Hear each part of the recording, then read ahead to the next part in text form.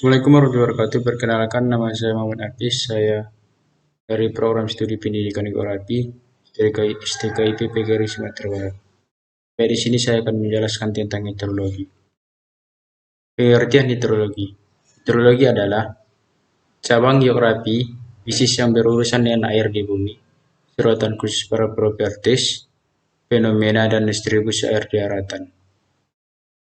Khususnya mempelajari kejadian air di daratan, deskripsi pengaruh bumi terhadap air, pengaruh fisik air terhadap daratan, dan mempelajari hubungan air dengan kehidupan di bumi. Keterkaitan hidrologi dan ilmu lain. A. Potamologi. Khusus mempelajari aliran permukaan. B. Limnologi. Khusus mempelajari air danau. C. Geohidrologi. Khusus mempelajari air yang ada di bawah permukaan tanah atau mempelajari air tanah. D. Kriologi. Khusus mempelajari problema-problema yang ada di antara hidrologi dan meteorologi. Selanjutnya, air sebagai objek kajian hidrologi. Kontribusi konstruktif air terbagi menjadi tiga. Yang pertama, menunjang kelangsungan hidup. Yang kedua, erosi, memfasilitasi terbentuknya morfologi bumi. Yang ketiga, pertanian dan perkebunan. Adapun kontribusi destruktif air terbagi menjadi dua. Yang pertama, air. Yang kedua, erosi, tanah longsor, pendangkalan sungai, danau, waduk, dan lain-lain. Selanjutnya, air di bumi. Jumlah air di bumi adalah relatif tetap. Jumlah air di bumi sangat besar, kira-kira 1,36 miliar kilometer persegi. Adapun presentasi keterdapatan air yaitu 97,2% di laut merupakan air laut atau asin. 2,15% merupakan es, salju, gletser. 0,65% merupakan air yang terdapat di danau, sungai, waduk, atmosfer, dan air tanah. Siklus hidrologi. Siklus hidrologi adalah sirkulasi air yang tidak pernah berhenti dari atmosfer ke bumi dan kembali ke atmosfer melalui kondensasi, presipitasi, evaporasi, dan transpirasi. Adapun tahap siklus hidrologi yang pertama, evaporasi, yaitu penguapan. Penguapan adalah proses perubahan molekul cair menjadi molekul gas.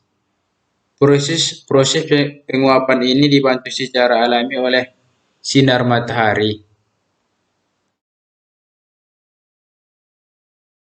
Sinar matahari yang menyinari tanah, air, yang menyinari tanah, sungai, danau, dan laut akan menyebabkan air menjadi uap air dan menguap ke atmosfer. Yang kedua, transpirasi.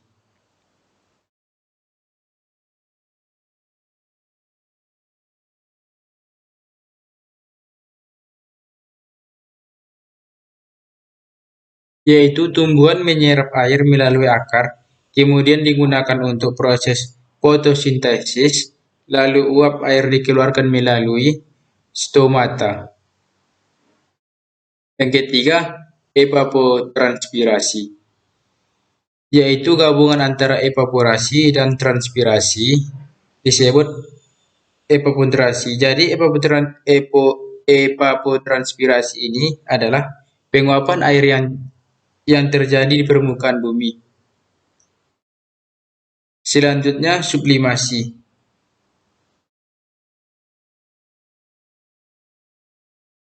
Sublimasi adalah perubahan es menjadi uap air tanpa menjadi zat cair terlebih dahulu. Selanjutnya, kondensasi. Kondensasi adalah proses berubahnya uap air menjadi cairan. Selanjutnya, adveksi.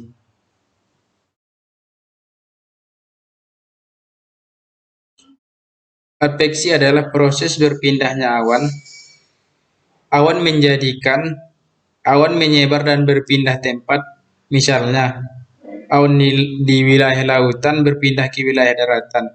Selanjutnya, presipitasi.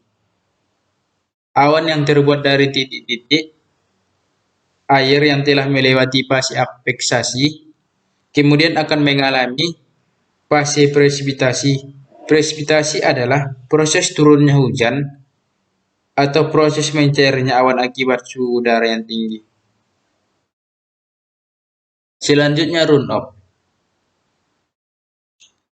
ialah peristiwa hujan yang jatuh ke permukaan bumi dan terjadi di wilayah dataran tinggi, misalnya hujan di daerah hulu sungai. Selanjutnya, infiltrasi.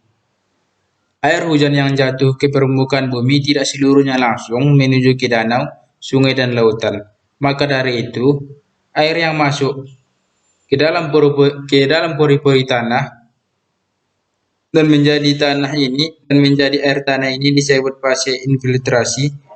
Kemudian setelah itu, air akan kembali ke siklus awal hidrologi, yaitu evaporasi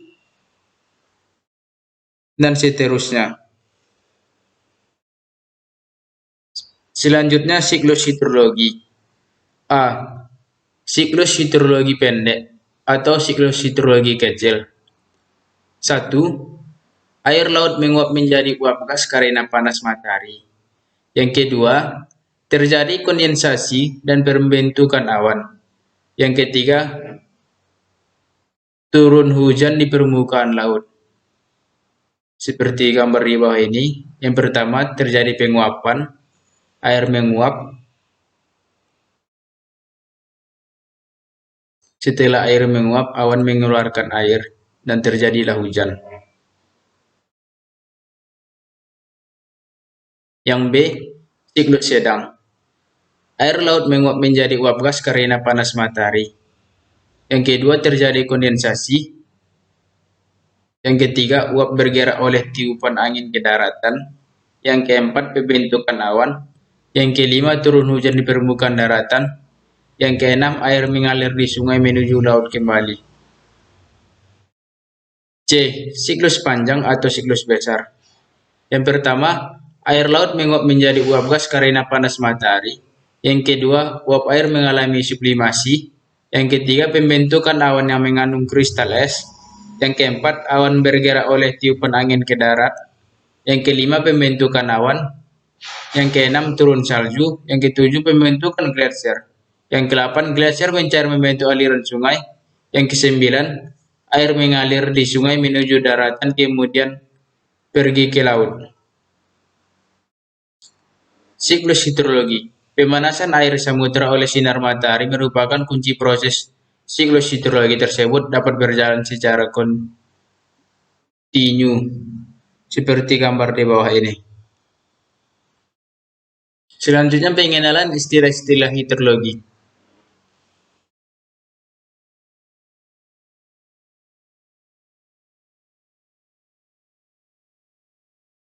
Hujan yang jatuh di atas hutan, ada sebagian yang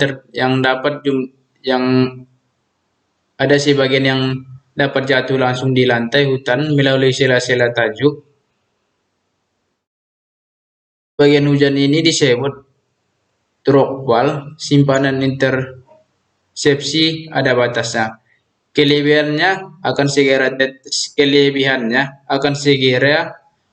tetes sebagai crown drag.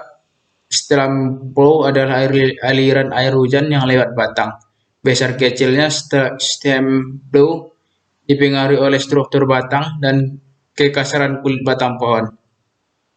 Selanjutnya, infiltrasi dan perkolasi. Proses berlangsungnya air masuk ke permukaan tanah kita kenal dengan infiltrasi. Sedang perkolasi adalah proses bergeraknya air melalui profil tanah karena tenaga gravitasi. Laju infiltrasi dipengaruhi oleh tekstur dan struktur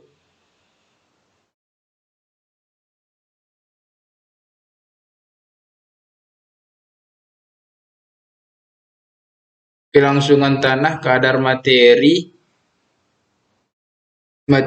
tersuspensi dalam air, juga waktu. Selanjutnya, kelengasan tanah. Kelengasan tanah menyatakan jumlah air yang tersimpan di antara tanah.